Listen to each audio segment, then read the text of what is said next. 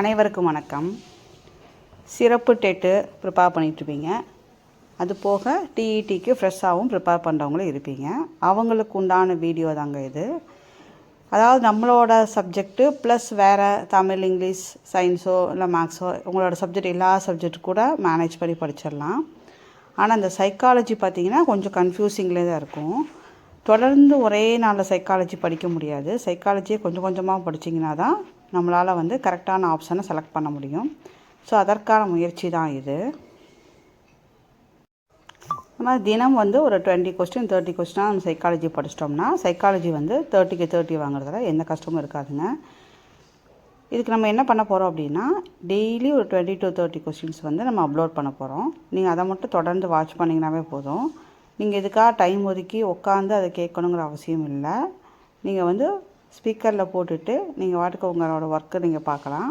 அது வந்து உங்களுக்கு ஏற்ற முறையில், உங்களுக்கு ஈஸியான முறையில், உங்களுக்கு மனப்பாடம் ஆகிற வழியில் ரிப்பீட்டட் மோடில் உங்களுக்கு நாங்கள் வந்து சொல்லியிருப்பேன். ஸோ அதனால் உங்களுக்கு வந்து அந்த ஆத்தரையோ அந்த சைக்காலஜியோட அந்த கொள்கைகளை வந்து எந்தெந்த ஆத்தர் வந்து அதை கொண்டு வந்தாங்க அப்படிங்கிறதெல்லாம் நீங்கள் மனப்பாடமாக ஞாபகம் வச்சுக்க முடியும். அதுக்கு ஏற்ற மாதிரி தான் இந்த வீடியோவை நம்ம அப்லோட் பண்ணுறோம். ஸோ தொடர்ந்து சப்ஸ்கிரைப் பண்ணி சப்போர்ட் பண்ணுங்கள்.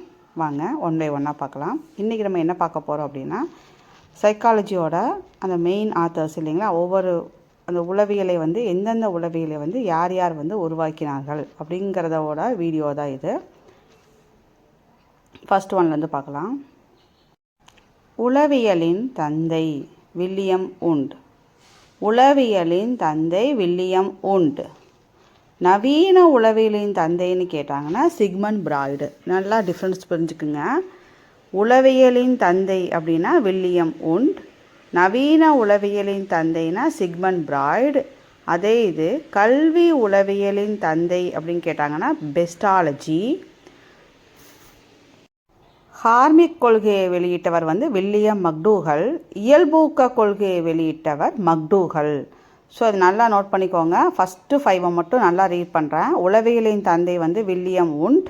நவீன உளவியலின் தந்தைனா சிக்மண்ட் பிராய்டு. கல்வி உளவியலின் தந்தை வந்து பெஸ்டாலஜி.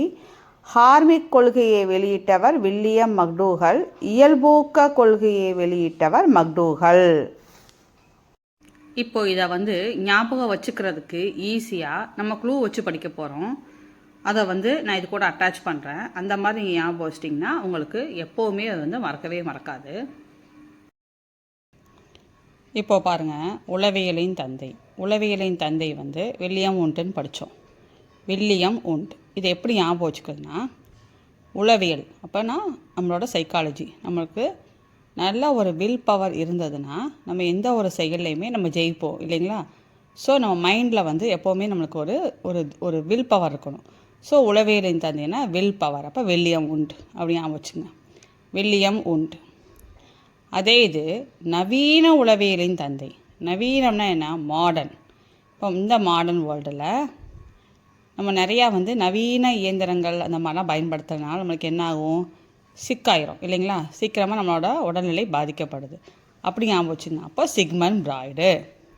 அப்போ நவீன உளவியலின் தந்தைனா ஞாபகம் வச்சுங்க, சிக்மண்ட் பிராய்டு.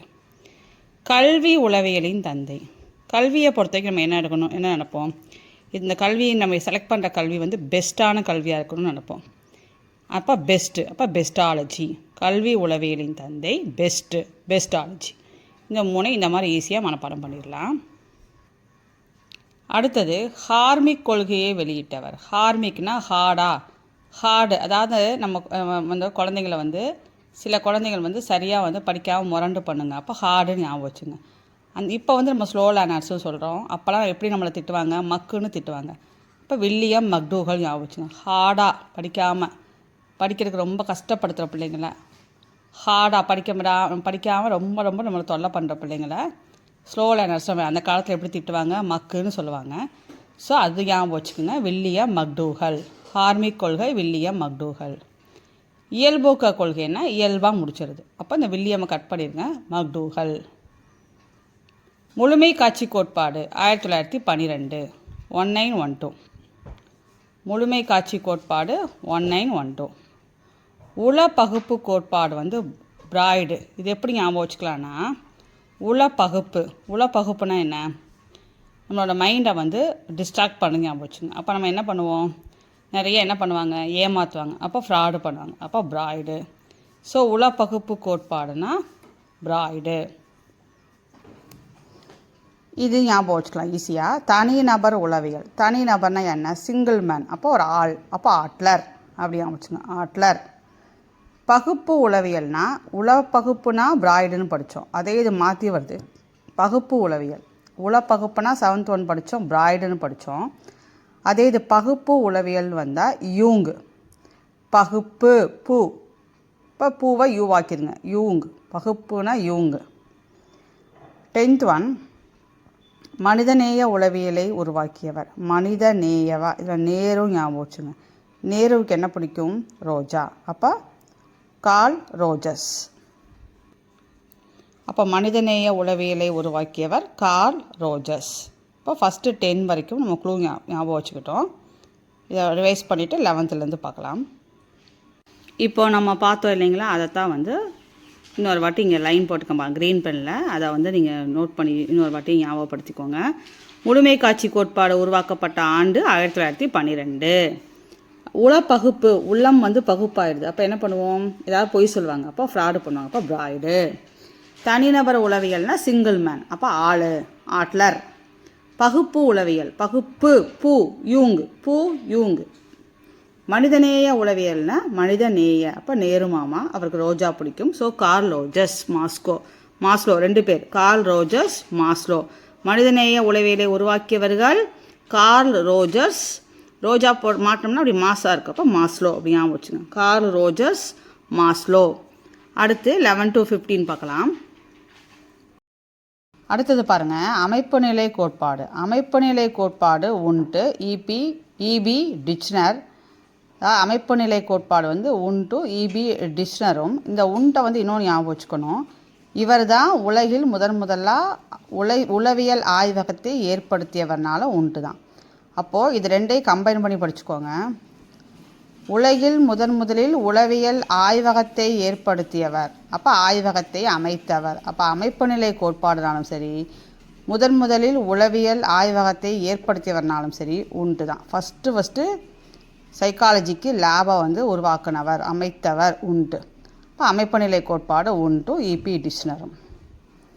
நடத்தை கொள்கை கோட்பாட்டை உருவாக்கியவர் வாட்சன். இது எப்படி ஞாபகம் வச்சுக்கலான்னா, நடத்தை, நம்மளோட வேகமாக நடந்து போனால் என்ன அர்த்தம், நம்ம ஏதாவது லேட் ஆகிட்டோம்னா என்ன பண்ணுவோம், வேகமாக நடப்போம். அப்போ என்ன பண்ணுவோம், வாட்சை பார்த்து தான் நடப்போம். ஸோ வாட்சன் அப்படி ஞாபகம் வச்சுக்குவோம். நடத்தை கொள்கை கோட்பாட்டை உருவாக்கியவர் வாட்சன். உளவியல் பரிசோதனைக்கு வித்திட்டவர். உளவியல் பரிசோதனைக்கு ஃபஸ்ட்டு வித்திட்டவர். இப்போ உளவியலில் நிறைய பரிசோதனை இருக்குது, அது வெப்பு மாதிரி இல்லைங்களா. அது வந்து அதை ஃபஸ்ட்டு வித்திட்டவர் வெப்பு. அப்போ வெபர் அப்படி ஞாபகம் வச்சுங்க, வெபர். உளவியல் பரிசோதனைக்கு வித்திட்டவர் வெபர். உள இயற்பியல் நூலை வெளியிட்டவர். இயற்பியல், உள இயற்பியல், ஃபிசிக்ஸ் பெச்னர் அப்படி ஞாபகம் வச்சுங்க. உள இயற்பியல் நூலை வெளியிட்டவர் ஃபெச்னர். இது ஏற்கனவே நம்ம சொல்லிட்டோம். முதலில் உலகில் உளவியல் ஆய்வகத்தை ஏற்படுத்தியவர் உண்டு. அமைப்பு நிலை கோட்பாடுனாலும் உண்டு தான். சரிங்களா. ஸோ 15 கொஸ்டின் ஈஸியாக இப்போ ஞாபகம் வச்சுக்கலாம். இப்போ எந்த ஆத்தர் என்ன கோட்பாட்டை உருவாக்கினார், என்ன பரிசோதனையை ஏற்படுத்தினார்னாலும் நம்மளுக்கு கிட்டத்தட்ட அந்த 15 கொஸ்டின்.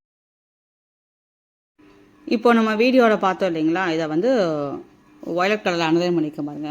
அதை ஒரு வாட்டி ரீகால் பண்ணிக்கோங்க. அமைப்பு நிலை கோட்பாடு உண்டு இபி டிக்ஷனர். நடத்தை, அப்போ வாட்சன். உளவியல் பரிசோதனை, நிறையா பரிசோதனை இருக்குது, அப்போ வெப்பு மாதிரி ஞாபகம் வச்சுக்கணும், அப்போ வெபர். உள இயற்பியல், அப்போ ஃபிசிக்ஸ் பெச்னர். உலகில் முதலில் உளவியல் ஆய்வகத்தை ஏற்படுத்தினவர்னாலும் உண்டு தான். சரிங்களா. அடுத்து 16th க்ளூ பாருங்கள். புள்ளியியல் அடிப்படையில் தனிநபர் வேறுபாடு. புள்ளினா என்ன சொல்லுவோம், கால் புள்ளி, அரை புள்ளி, முக்கால் புள்ளி அப்படி தான் சொல்லுவோம். அப்போ புள்ளினா கால் புள்ளியிலிருந்து ஆரம்பிக்குது. இப்போ கால்டன் அப்படி ஞாபகம் வச்சுக்கலாம், கால்டன். இந்த தனிநபர் வேறுபாடை அளவிட்டவர். அப்போ தனிநபர் வேறுபாடு, புள்ளியியல் அடிப்படையில் தனிநபர் வேறுபாடு கால்டன் படித்தோம். அப்போ தனிநபர் வேறுபாடுன்னு வந்தாலே கால்டன் தான். இன்னொருத்தர் இருக்கார் அளவிடுறதுல, இன்னொருத்தர் இருக்கார் கேட்டல். அப்போ தனிநபர் வேறுபாடை அளவிட்டவர்னா கால்டன், கேட்டல். மருத்துவ உளவியல் பற்றி கூறியவர் மெஸ்மர். மெஸ்மரிசம் பண்ணுறான்னு சொன்னாங்க. அப்படியே மைண்டில் உள்ளது அப்படியே நம்மளுக்கே தெரியாமல் மாற்றுறது அந்த மாதிரி சொல்ல மெஸ்மர் அப்படி ஞாபகம் வச்சுங்க. மருத்துவ உளவியல் பற்றி கூறியவர் மெஸ்மர். மருத்துவ உளவியல் மெஸ்மர். அடுத்தது அறிவார்ந்த உளவியல் கோட்பாடு பியாஜே. இது ரெண்டும் நல்லா தெரியும், இது க்ளூவே தேவையில்லை. அறிவார்ந்த உளவியல் கோட்பாடு பியாஜே. நுண்ணறிவு சோதனையை வந்து பண்ணவர் ஆல்பர்ட் பீனே. நிறையா வாட்டி படிச்சிருப்போம், இது ரெண்டும் தெரியும். 21க்கு போயிடலாம். கருவிசார் ஆக்க நிலையுறுத்தம். கருவிசார்னா சும்மா ஞாபகம் வச்சுங்க, சிசரோ இல்லை கத்தியோ ஏதோ ஒன்று. அதை வச்சு என்ன பண்ணுவோம், நம்ம ஸ்கின்னை வந்து கட் பண்ணுறது, அதை உள்ள தேவையில்லாதெல்லாம் கட் பண்ணுறதுக்கு யூஸ் பண்ணுவோம் இல்லைங்களா, அப்போ ஸ்கின்னர். இப்போ கருவின்னு வந்தாலே சிசர் ஞாபகம் வச்சுங்க, அப்போ கட் பண்ணுறது ட்ரிம் பண்ணுறது, அப்போ ஸ்கின்னர் ஞாபகம் வச்சுக்கோங்க. அடுத்தது வயது வந்தோருக்கான நுண்ணறிவு அளவுகள். வயது வந்தோர்னாவே வயசாகிடுச்சுனாவே வெக்ஸ் ஆயிடுவோம் இல்லைங்களா, அப்போ வெக்ஸு விஇஎக்ஸ், இங்கே வெக்ஸ்லர் ஞாபகம் வச்சுங்க. வெக்ஸ் ஆயிடுவாங்க, வெக்ஸ்லர் அப்படி ஞாபகம் வச்சுங்க, க்ளூ வச்சுங்க வெக்ஸ்லர். அடுத்தது வினாவரிசை முறை வினாவரிசையை உருவாக்கியவர் யாருன்னா ஃப்ரான்சிஸ் கால்டன். வினாவரிசை முறை ஃப்ரான்சிஸ் கால்டன். இது ஞாபகம் வச்சுக்கலாம். காளிகா குடும்பத்தை வந்து ஆராய்ச்சி, காளிகா குடும்பத்தை ஆராய்ச்சி வந்து காளிகாக் கட்டாட் அப்படி ஞாபகம் வச்சுங்க, ரைமிங் ஞாபகம் வச்சுங்க. அயோவா பல்கலைக்கழகத்தில் வந்து ஒரு கரு இரட்டையர் சோதனை. அயோவா பல்கலைக்கழகம், ஒரு கரு இரட்டையர், அவ்வளோதான். ஸோ இதோட 25 கொஸ்டின்ஸ் வந்து முடிச்சிட்டோம். ஸோ வயது வந்தோருக்கான நுண்ணறிவு அளவுகளை உருவாக்கியவர் வெக்ஸ்லர். வினாவரிசைனா ஃப்ரான்சிஸ் கால்டன். காளிகா குடும்பத்தை ஆராய்ச்சி செய்தவர் காளிகா கட்டார்டு. அயோவா பல்கலைக்கழகத்தில் நடத்தப்பட்ட சோதனை வந்து ஒரு கரு இரட்டையர். இதோட 25 கொஸ்டின் முடிவடைந்தது. இதே மாதிரி டெய்லி 25 கொஸ்டின் ஈஸியாக க்ளூ வச்சு ஞாபகம் வச்சுக்கிற மாதிரி வீடியோஸை வந்து பாருங்கள். நீங்கள் கஷ்டப்பட்டு மனப்பாடமே பண்ண வேணாம். இதை வந்து நீங்கள் காதலியே கேட்டு ஆடியோ ஃபார்மேட்டில் கேட்டிங்கனாலே உங்களுக்கு போதும். சப்ஸ்கிரைப் பண்ணுங்கள், சப்போர்ட் பண்ணுங்கள். நன்றி, வணக்கம்.